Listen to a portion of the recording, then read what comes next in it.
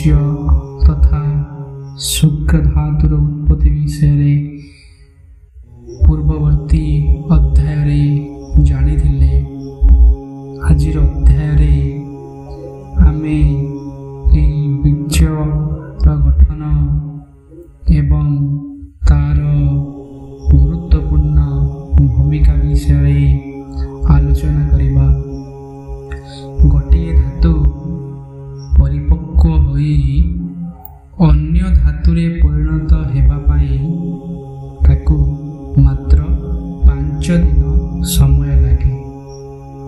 ଯେଉଁ ଆମେ ଜାଣିଥିଲୁ ପ୍ରଥମେ ରସରୁ ଏବଂ ସର୍ବଶେଷ ଶୁକ୍ର ପର୍ଯ୍ୟନ୍ତ ସପ୍ତ ଧାତୁର ପ୍ରତି ଧାତୁର ନିର୍ମାଣ 5 ଦିନ ସମୟରେ ହୋଇଥାଏ। ସାର ପଦାର୍ଥ ତ ଶରୀରରେ ରହିଯାଏ ଏବଂ ପାଚନର ପ୍ରତ୍ୟେକ କ୍ରିୟାରେ ରହିଥିବା ମଇଳା, ମଳ, ମୂତ୍ର, ଝାଳ, ନଖ, ଦାଢ଼ି, କେଶ ରୂପରେ ବାହାରକୁ ବାହାରିଯାଏ।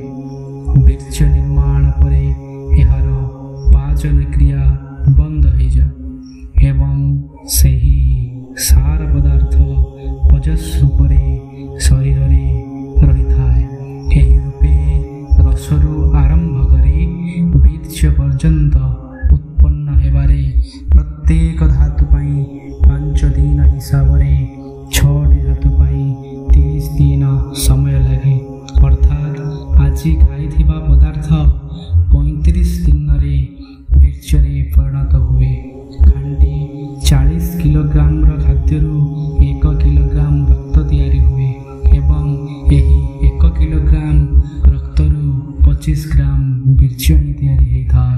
ପ୍ରତିଦିନ ଖାଣ୍ଟି 1 କିଲୋଗ୍ରାମ ଖାଉଥିବା ଲୋକର 30 ଦିନରେ ଉପରୋକ୍ତ ହିସାବରେ 30 କିଲୋଗ୍ରାମ ଖାଦ୍ୟରୁ 18 ଗ୍ରାମରୁ ଟିକିଏ ଅଧିକ ବୀର୍ଯ୍ୟ ତିଆରି ହୁଏ।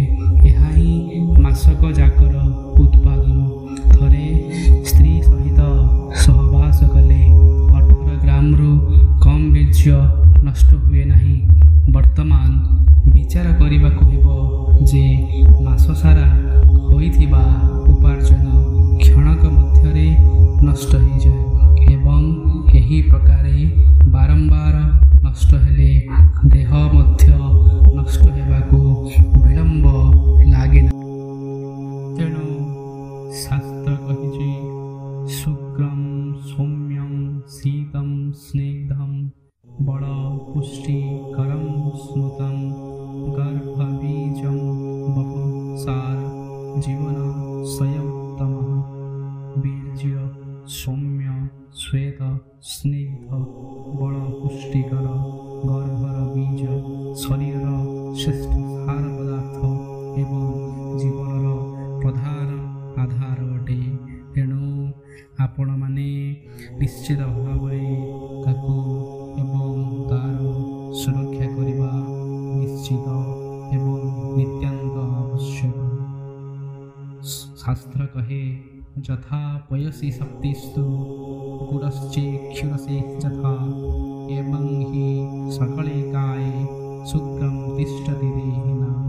ଯେପରି କ୍ଷୀରରେ ଘିଅ ଥାଏ ଏବଂ ଆଖୁ ରସରେ ଗୁଡ଼ ଥାଏ, ସେପରି ସମସ୍ତଙ୍କ ଦେହରେ ଶୁକ୍ର ବ୍ୟାପି ରହିଥାଏ।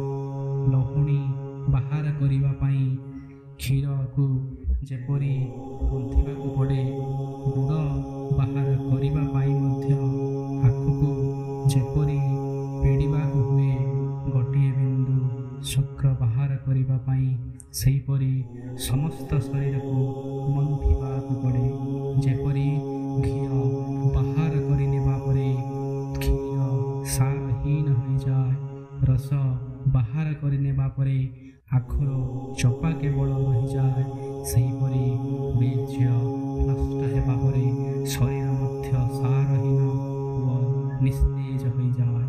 ଶରୀରର ଅଙ୍ଗ ପ୍ରତ୍ୟଙ୍ଗ ତେଜହୀନ ହୋଇଯାଏ। ବୀର୍ଯ୍ୟ ପତନ ହିଁ ମନୁଷ୍ୟର ପତନ ଅଟେ ଏବଂ ବୀର୍ଯ୍ୟ ଧାରଣ ହିଁ ଜୀବନ।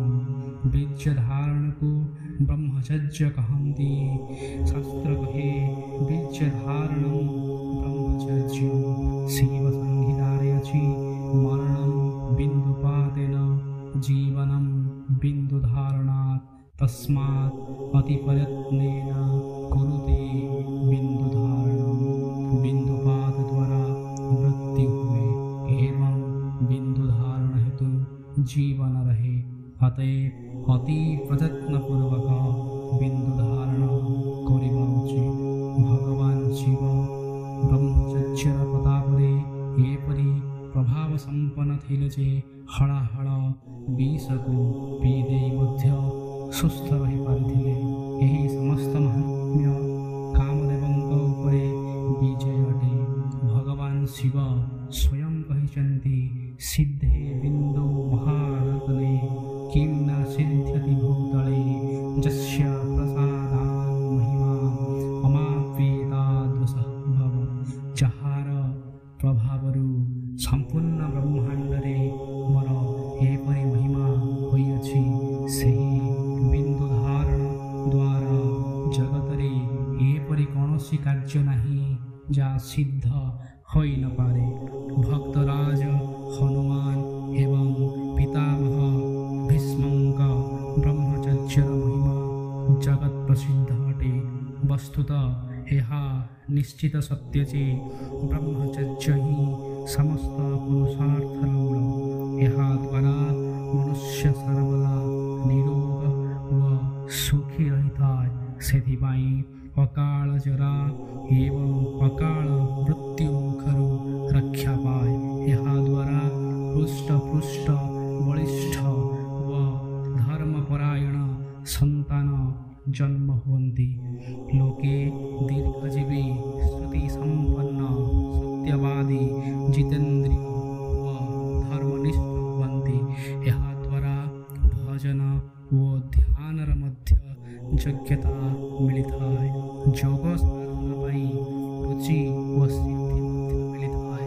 ଲୋକ ନିର୍ଭୟ ଓ ବିନମ୍ରୀ ହୋଇ ଜଗତର ସେବା କରିପାରେ ଏବଂ ତାହାରି ବଳରେ ଶେଷରେ ପରମାତ୍ମାଙ୍କୁ ପାଇପାରେ। ଏହା ହିଁ ସର୍ବପ୍ରଥମ ଏବଂ ପରମ ସାଧନ ଅଟେ।